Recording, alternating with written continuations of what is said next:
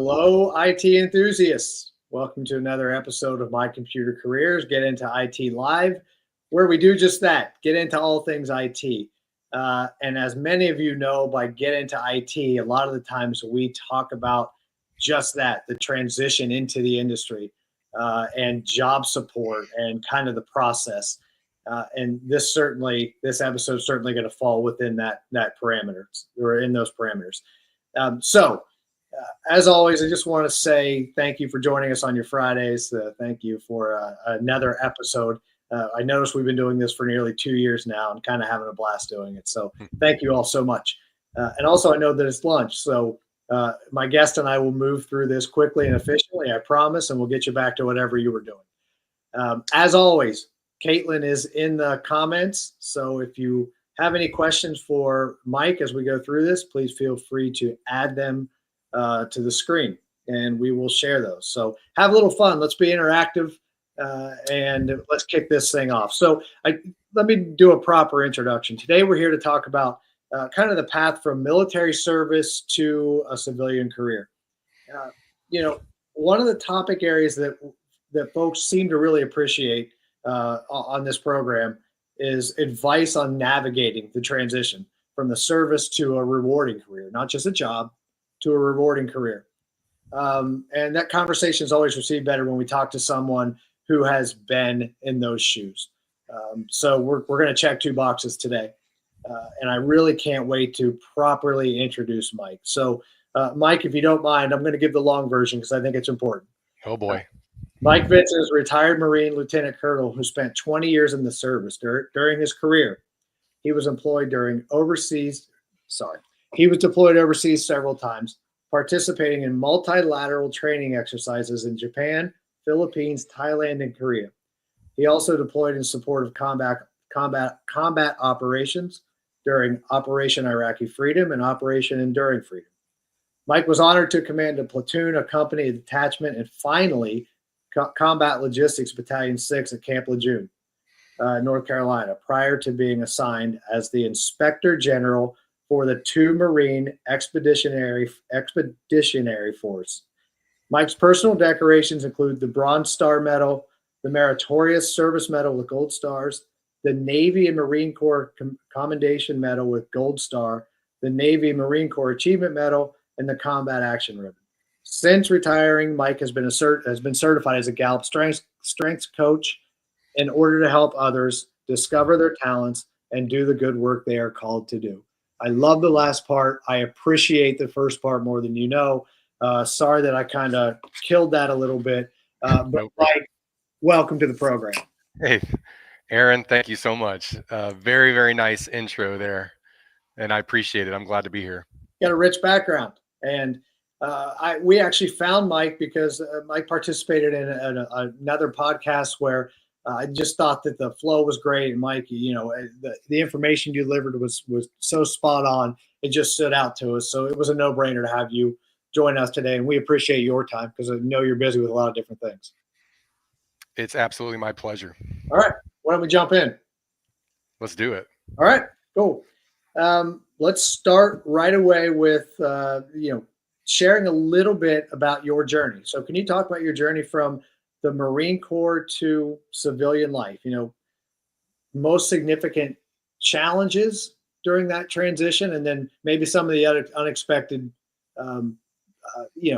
perks that came out of that, or strengths that came out of that.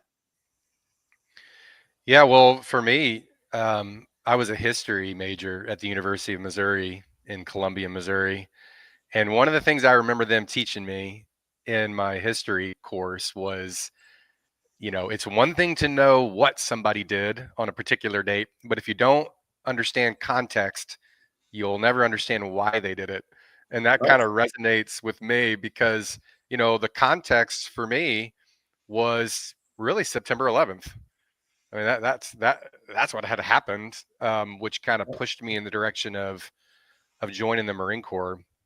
But even before that, as a high school student, and while I was in college, before September 11th, I was an HVAC apprentice and technician. And that HVAC company and learning that trade was really formative for me. and especially when I married the boss's daughter, which had a big impact on the trajectory of the rest of my life. Right. Um, but September 11th was a key flashpoint that I think a lot of people point to as the context and kind of the reason that they joined up. For me, I'll be totally honest with you, it wasn't necessarily some sort of a stereotypical feeling of patriotism or anger at Al Qaeda or anything like that necessarily. I Right. think it's more so that I saw a lot of people in my community joining, and I sensed that what they were going into was going to be something very, very difficult. And I had a strong kind of feeling that I could be helpful somehow.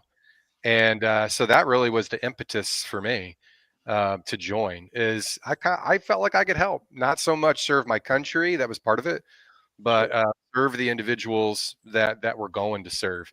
And so logistics, which is the career field that I got in the Marine Corps, was perfect for me because it really was an occupation within the Marine Corps that gave me kind of carte blanche to join any organization in the Marine Corps, whether it be an infantry battalion, a flying squadron, a logistics unit, and say, hey, what do you guys do here, and how can I help improve your processes or make things happen? And I want to speak your language, and I just want to help meet the objectives that you guys have and provide whatever it is you need in order to help you. So it was a perfect fit for me. Yeah. And the challenge that I would say after doing that for several decades, 20 years both on staff and in command, those are kind of two different um, ways to work out, that career. But whether on staff or in command, I just loved the service part of it. I loved the figuring out what makes somebody tick, and I loved the kind of improving upon existing processes. But here's the challenge: when you move from that world, which is a government world, Yeah. right? The Right. military, the government bureaucracy, to a civilian world, it's a choice, and there's probably nothing more powerful and more challenging than the choices that we make. And for what that means to me is I'm making a choice to transition from the military. I could have stayed in, right? So I Sure. chose to get out. And now the people that I serve have a choice whether or not they want me to help or not. And that's a big challenge, right? You got a certain rank on your collar or a certain type of uniform you wear, you show up, and it's not like those customers of yours have much choice, whether because of the hierarchical organization, Marines follow orders, or because you're their logistics provider. They don't have another one. They don't get to choose. It doesn't matter if you're late. It doesn't matter if they don't like the services you provide. They're going to have to take what you give them, and so that creates a little bit of a challenge in and of itself. On the civilian side, what I'm learning and what I'm having to learn and grow through is, oh, I need to convince somebody that what we're offering is something that they want to choose. And that wasn't really Mm. the way it worked in the military, as you can imagine. So that's been both exciting and terrifying all at the same time, right? I can imagine, Mike, and that's all I can do. But that sounds like a pretty massive transition in mindset for sure. At the very least, you're so embedded in the military, and then to move over to civilian life. That's I love the perspective. And then hitting a little bit on your 20 years in, and or as many years as you were in. Uh, you have to at some point start to think about the transition, obviously, and of course, I'm sure you thought about it a lot, especially towards the end of your time. What was how did you prepare for that, for the transition over to? Might have been a little easier for you with your background, obviously, and the HVAC company that you are involved with and work with your family business. But were there particular programs or resources that you utilize, or Mm. as you kind of transitioned out, or were looking to transition out? Well, I do think that there's a pattern that repeats itself, I think, when it comes to things like calling. which calling doesn't pay the rent, right? But I think it's a big clue, I think, to be able to look back at your context and what got you up to this point and lean on those things that are already kind of speaking to you from your community. So for me, you're right. There was a hometown that I knew I wanted to go back to.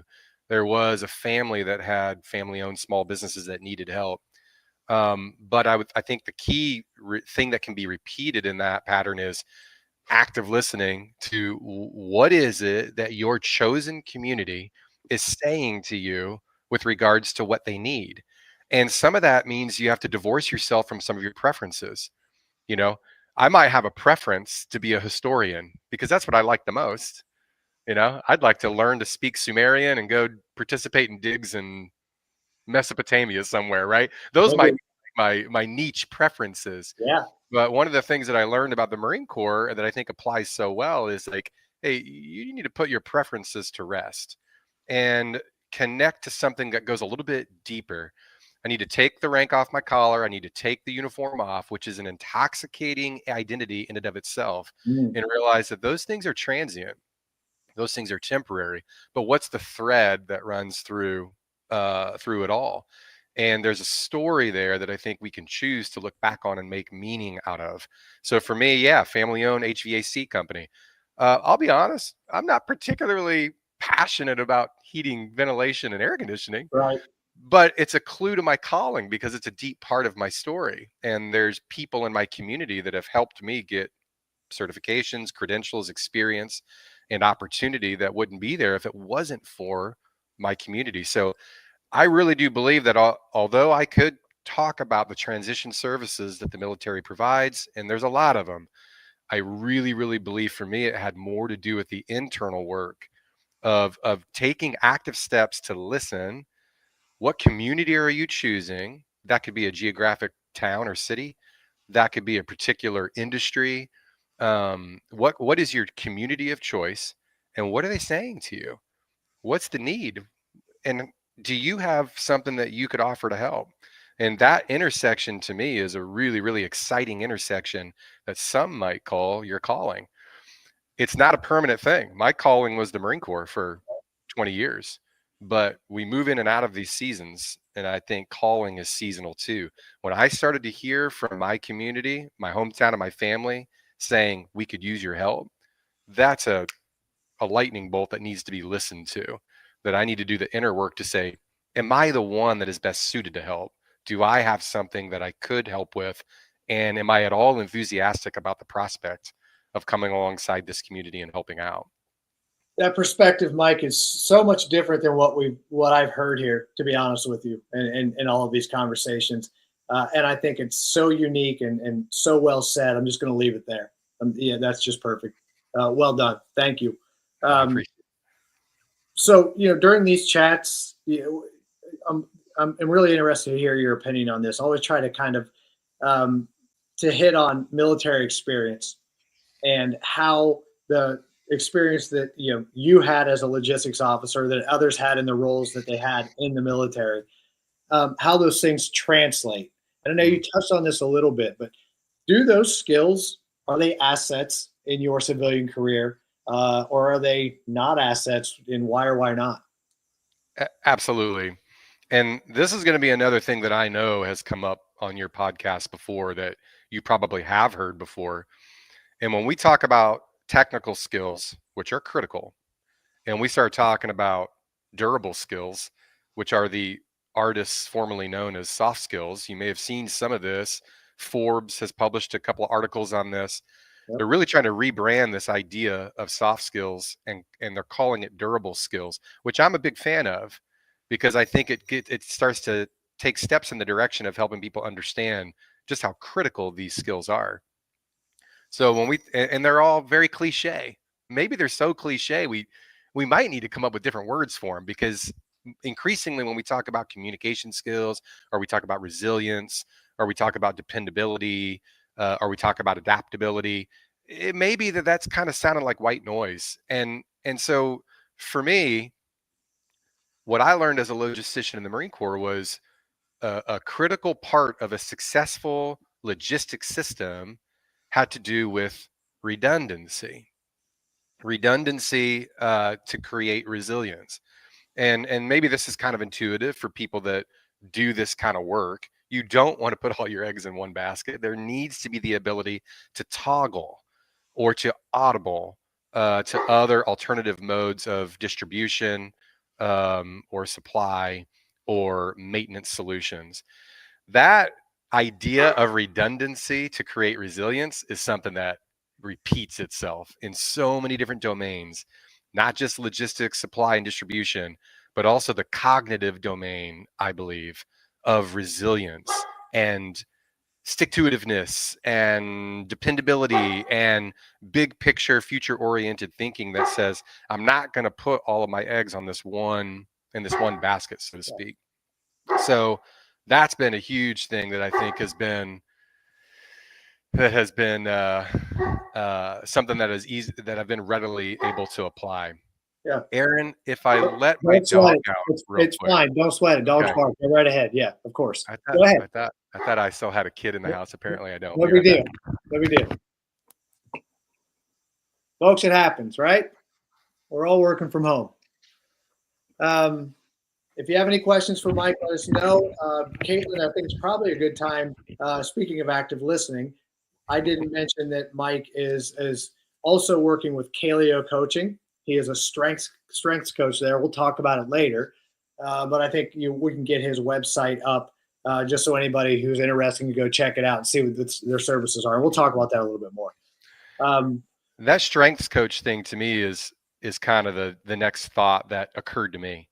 Whenever I got introduced to my Clifton strengths, which is Gallup's research on it's their research on durable skills. And it's intimately connected with the Big Five personality framework, if you're familiar with that. It all correlates with conscientiousness and extrovertedness and things like that. But Gallup's research has 34 flavors as opposed to just the Big Five.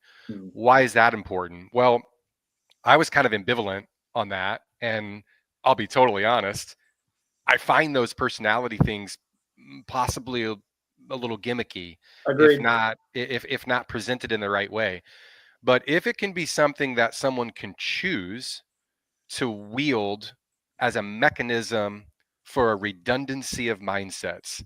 And so I'm kind of tying back to the redundancy idea. In other words, if a Marine is going to use a 5-paragraph order in order to chart out a plan in order to accomplish a certain goal, and that 5-paragraph order is going to use certain principles of maneuver or of command and control and succession planning or administrative and logistics.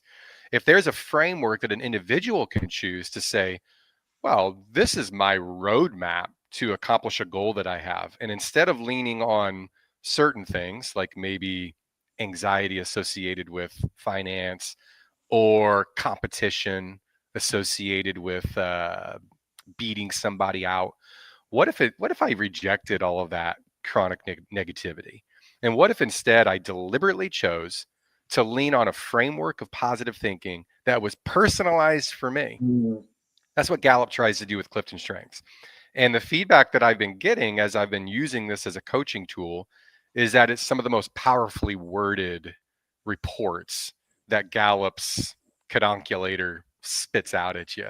Yeah. And so on the one hand, it's ready-made for a college student to utilize it for a resume or for a competitive application.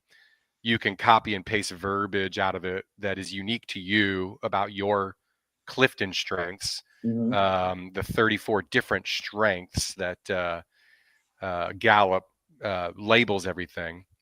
These labels are just durable skills by another name in many ways. Yeah. Because it's uniquely combined, only 1 in 33 million people have the same top 5, for example.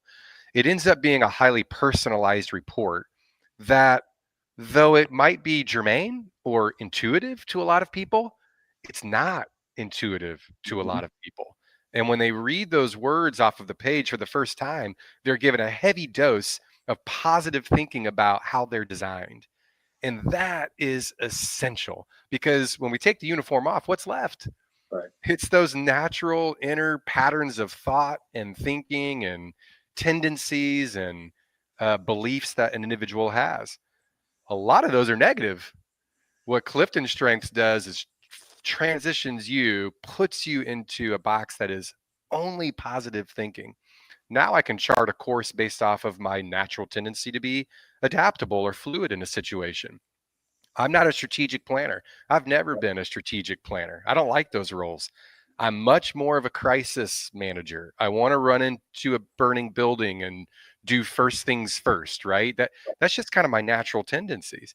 My wife is the exact opposite. She is a futurist visionary. Right. And so when we get these clues about ourselves, now I can say, well, I'll tell you one thing for sure. The way I'm going to lean into charting a course for me is I'm not going to pretend to be some sort of future visionary planner. That's not me. I want to operate within my wheelhouse. So the to transition from military and the skills that apply have been primarily the durable skills. I could try to pretend that I use logistics techniques from the Marine Corps in my heating and air conditioning work or Right. whatever. Yeah. And I might, there might be some element of that where I'm like, oh, we need to think about preventative maintenance, guys. Some of that stuff, might be helping me, but decisiveness in pressure situations, dependability and responsibility, to think big picture and say, I'm going to let this situation play out for a period of years in order to grow something, as opposed to get frustrated and say, yeah, I don't want to do this anymore. Those types of durable skills, certainly the Marine Corps gave me a full dose of, and I'm applying it on a daily basis in what I'm doing now. And folks, if you happen to miss what Mike said earlier, durable skills are the new soft skills. That's right. So something to pay It's attention to there. it's a rebranding. That's right. Yeah, I love it actually. Me too. Me too. Yeah. So you talked about strengths, Mike, and obviously it's something you're passionate about. By the way, your passion comes out. Your passion jumps off the screen. You obviously didn't just learn the material; you understand the material. You dug into kind of the role, which is great. It really comes across. But how do you help have folks recognize and kind of leverage their strengths, in their careers? Especially, obviously, we're here to talk about military folks, but just in general, like as a strengths coach, how do you do that? That's tricky. Trying to build confidence in people is hard sometimes. Absolutely. It's kind of the $1 million question. What is it that enables us to flip a switch from those things that we know are not productive, and don't promote growth, and instead embrace those patterns of thought and those mindsets that do. Um, First and foremost, I think it's with the words that we use. Um, I think there's an old biblical adage that says that we have the power to bless and the power to curse. With what? How do we bless and how do we curse? We do it with our words. And so, how we communicate and the words that we use when we communicate with one another and when we communicate with ourselves and that inner dialogue has a lot more power than I think a lot of us maybe want to realize, because it doesn't seem that powerful. It seems so normal and everyday, and frankly maybe boring for a lot of people. But I think that what I've got in terms of feedback from the Clifton Strengths tool is it's not only powerfully worded, but there's a lot there. And so I think it starts with that. It starts with simply digesting the language of how you are designed. The most common thing that people say when they read their strengths report after they take the assessment is, you nailed me. This is it. You're putting into words stuff that I know deep down, but I never had the words to you. I didn't know how to phrase it. So as simple as that sounds, I think the words that we use, the words we say to each other, and the words we say to ourselves have a whole lot of power. So it starts there. It starts with simply the language of positive mental attitude and of strengths. I mentioned the Big Five personality assessment a moment ago, and your listeners might be familiar with that, or they might want to do some research. There's a really interesting technical report that Gallup published that showed the correlation between the 34 themes of strength that Gallup's research concluded, and then the Big Five personality assessment, which whittles individuals down to 5 basic personality types. In the Big Five, there are 4 that are pretty familiar to a lot of people. I'm not going to be able to rattle all 4 of them off, but it's Right. basically extroversion, conscientiousness. It's communication. There's 4 basically positive, productive personality types that we're all Right. pretty like, yeah, okay. And the Big Five has a 5th one, a really interesting 5th one, and it's called neuroticism. And neuroticism is the tendency to deal with negative, anxious patterns of thinking. We intuitively know that we're not at our best when we're embodying this particular personality type. And the Clifton Strengths technical report shows no correlation between the 34 Clifton Strengths and the 1 personality type of neuroticism. I find that to be a really fascinating clue, Hmm. because what it means is that when you invest your thinking into these positive attributes of productivity and growth that Gallup has found is associated with profitability, associated with retention, associated with all these things that our organizations want, it's by definition not associated with these chronic negative patterns of thinking. Some of these types of things that I'm saying here, just the basic observations of the language of growth and productivity, and the conscious effort it takes to say, oh, you mean I have a choice here to either entertain this aspect of my thinking or to not entertain it at all, and instead displace it out and replace it with a different way of thinking about myself? Easier said than done, no Right. doubt. Right. But we have a choice there. Kind of takes me back to how I started off with there. Like, the most powerful and maybe frightening thing that we can do is choose.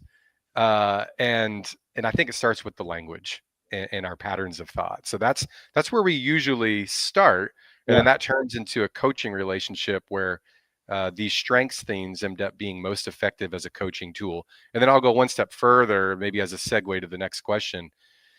It is most magical in teams, because when you combine people with different approaches, it starts to become really, really powerful. When my wife can be a futurist, visionary, and a strategic thinker, while I'm jumping on the thing that just caught on fire, it Right. makes for a better combination and better team.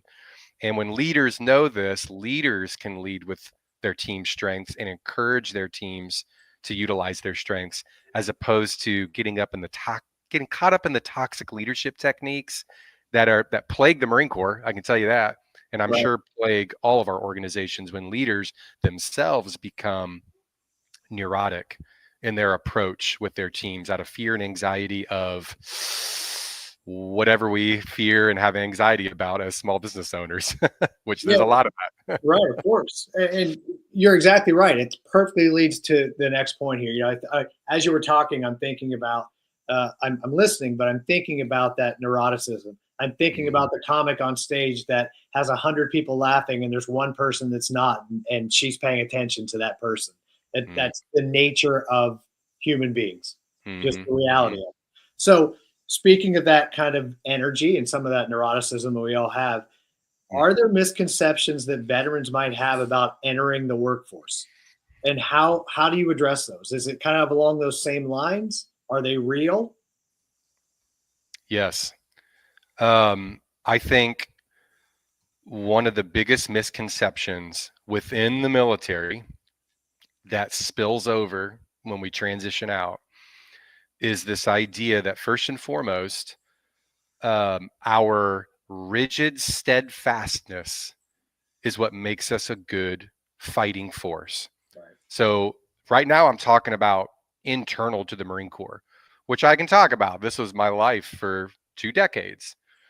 There is a misconception that the way we fight and win within the Marine Corps has to do with our unique ability to take a hill and not let go.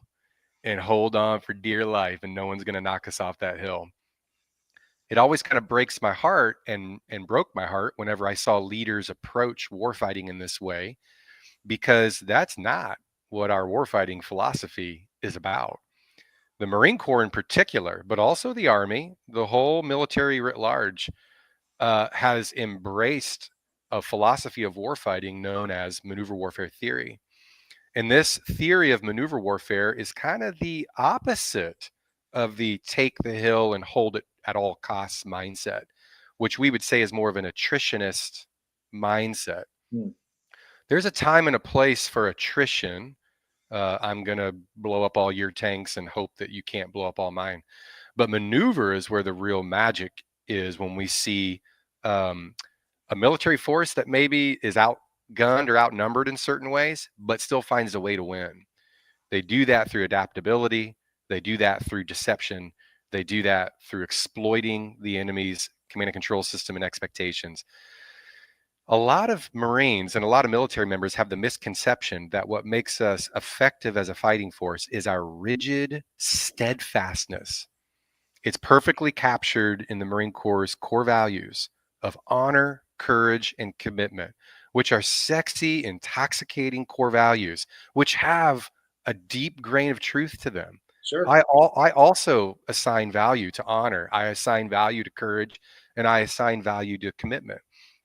But in the same way that a flying squadron or a fighter pilot doesn't take and seize and hold a cloud, and in the same way that a ship's captain doesn't seize and hold a wave, we don't need to take and seize and hold any kind of piece of terrain like a hill or anything like that. This is space to maneuver.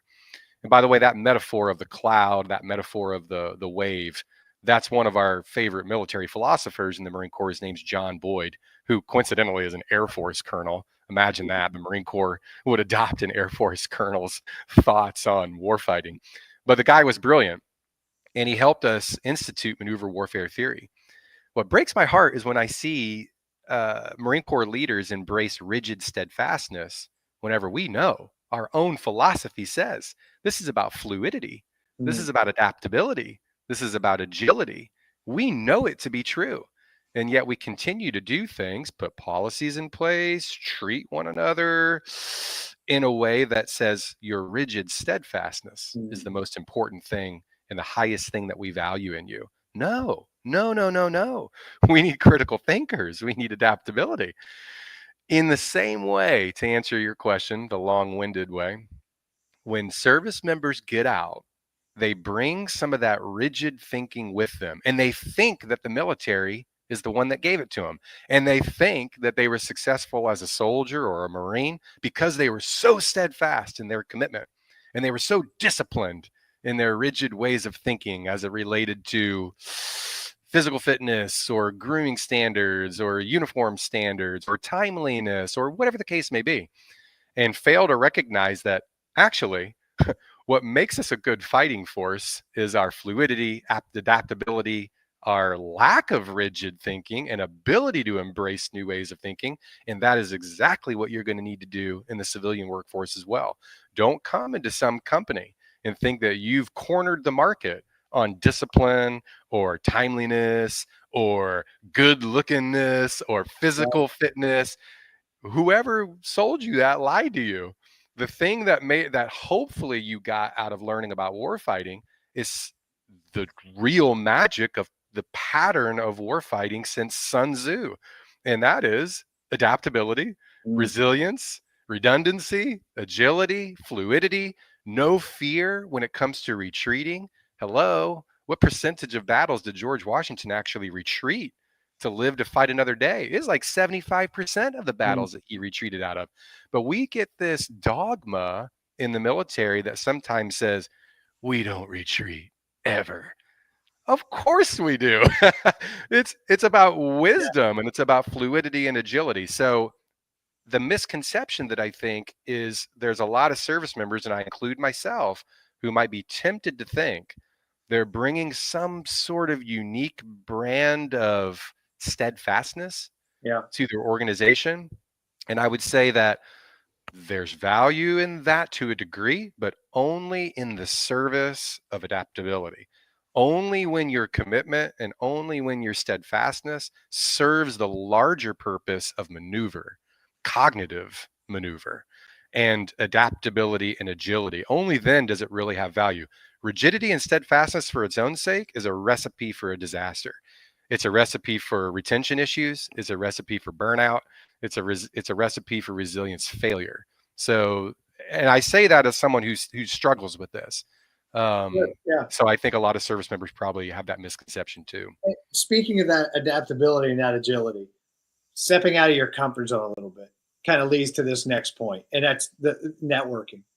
Mm-hmm. Networking is without fail, Mike. I think the number one answer that we get across the board from folks who are giving advice, and it's not just you need to network and you need to get a virtual cup of coffee. It's you need to go crazy networking. You need to get actual cups of coffee with people. You need to put yourself out there in this market. So I guess my question is, again, long-winded way for me to ask, how important is networking in the transition process? And, were there certain strategies that you used to kind of build your network post-service? Yeah. This is where I know I've struggled, and I think a lot of people do. Yeah.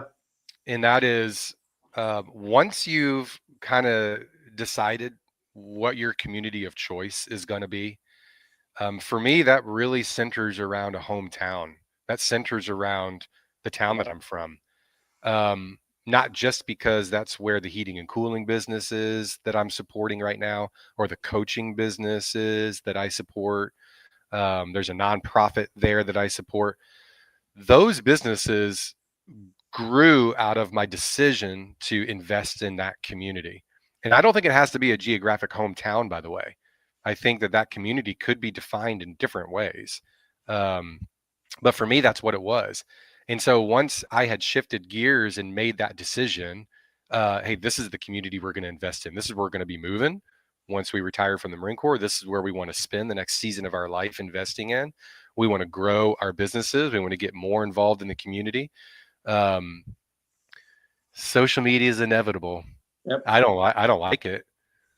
But I remember whenever I was in college, whenever I sold my motorcycle, I printed out a picture of my motorcycle. I had the little tabs on the Right. bottom that you could tear off, and I Yep. pinned it on a bulletin board. Yep. And sure enough, They make those virtually now, Mike. You can actually tear it off virtually.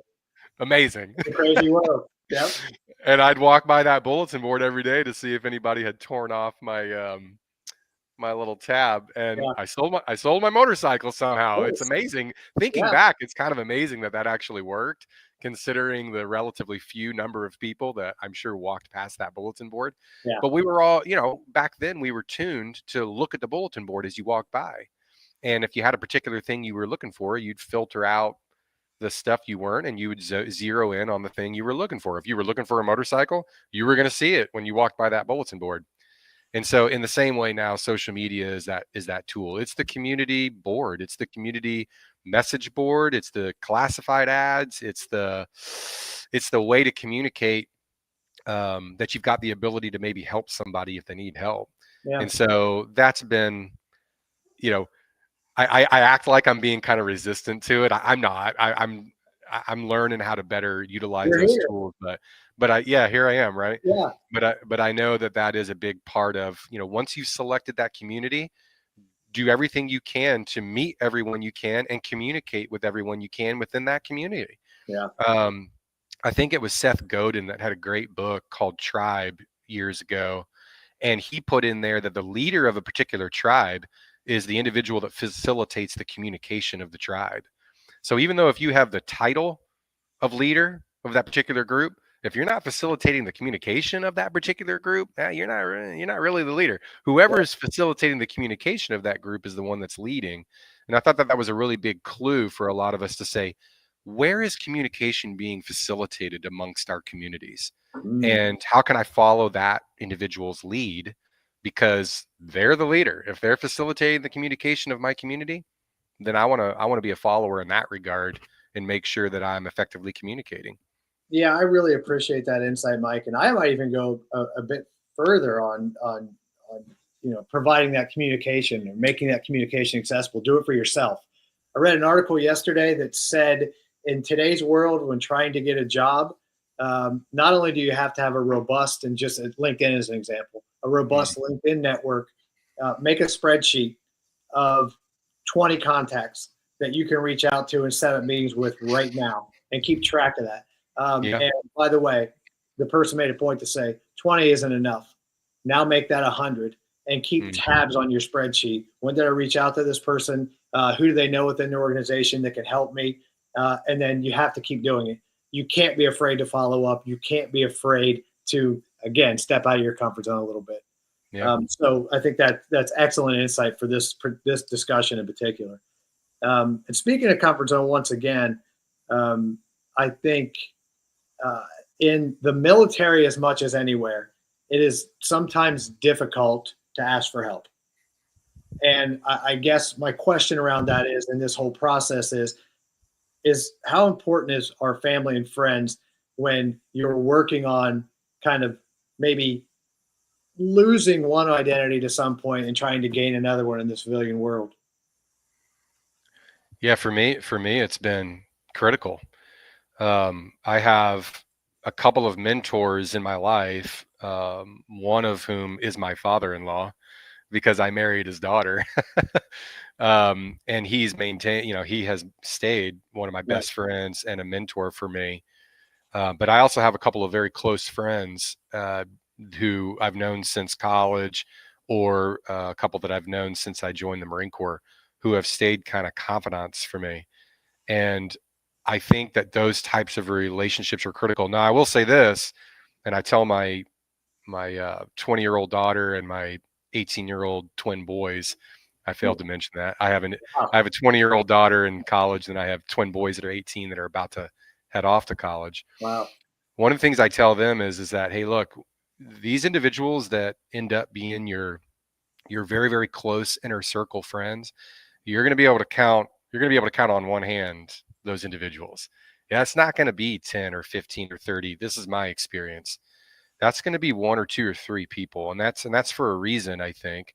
Um, and knowing who those individuals are, for me, has been critical to bounce ideas off of, to ask for help, um, to generate positivity and generate hope in the midst of some of these challenges. Gallup just came out with the results of a huge study they did, over 30,000 people surveyed, and throughout the survey population, hope is one of the number one things that people look for in their leadership. That's hard for a lot of people to swallow. Mm. Um, I'm not trying to get political or anything, but the vice president was just on an interview the other day where he said, "Hey, look, hope is not a strategy. Hope is not a strategy." That's a Marine Corps-ism, by the way. Yeah. That's something that I heard said to me many, many times, and of course, the vice president's a Marine. Said to me many, many times in the Marine Corps, "Hope is not a course of action. Hope is not a course of action." There is a shred of truth in that, no doubt. But Gallup's research came up with hope as one of the number one things that people look for in their leaders for a reason. It's a very, very important ingredient in what we're doing in terms of being able to cast a positive vision for the future and believe that your investments are going to have a return on them. And for me, that's what family and for what my personal support system has meant for me, is Mm. to generate that type of hope and positivity. But you're going to be able to count on one hand those individuals. And just like in a marriage or another close relationship, I mentioned this a moment ago, you're going to need to set your preferences aside. You may have some particular preferences for something. Those aren't necessarily going to contribute meaningfully to maintaining and building those types of close relationships, um, until you learn one another's preferences and you just take joy in helping that other person, Right. you Yeah. know, to develop those. But yeah, so that's what it's been for me. I think it's generating that positivity. Um, Social capital is a thing. Social capital is a thing. No doubt. Couldn't agree more. And that's okay. I think that's where, and this has come up on your podcast before too, about the willingness to jump into entry level positions, the Yes. willingness to jump into a different trade or an industry, the willingness to learn something new because you have an opportunity to take advantage of the blessing of social capital. But you might say to yourself, well, I don't really prefer that particular industry. Hey, man. Okay. You've got a preference for heating and air conditioning. Okay. You might need to lay that aside in order to take advantage of something that not a lot of people have. And that is opportunity that comes through social capital. So I'd love to believe this isn't true, but I do wonder if there are a lot of us who are maybe blind to a particular opportunity within our communities from social capital, people we grew up with, people we know, old coaches we had, old bosses we had, old church pastors or old friends, but we're turning off those opportunities. We're filtering them out because it doesn't really line in with our specific preferences. And so that might be something where a willingness to let go of some of that and say, I'm willing to learn something new. I'm willing to jump into a different trade, especially if it's within my community Yeah. and I've got the ability to use my durable skills to at least encourage people and solve problems and be present to answer a phone or to do Yeah. something that needs to be done. I think that that's a big part of that personal support system too. I think one of the themes, and there have been several in this conversation, Mike, but one that I'm taking away is you have to be willing to do something new. What you just said, and I've mentioned it too. Stepping out of your comfort zone, and I think it's a nice little cherry on top to end it here. And you touched on it a little bit, but do you recommend that just continued learning? And I ask that question because just I guess just what you said. Folks are looking to move into a role in their civilian career, and they may not have all the skills necessary, or especially in this world, they have a bunch of skills and they need a bunch more. Do you think that continuous learning is important, and not only for technical skills, but also for the durable skills and just for your own edification? Yes. Yeah. I think I think it was General Mattis, a famous Marine general that served as Secretary of Defense, who said, for those of us that are not actively reading on a regular basis, we are tactically illiterate.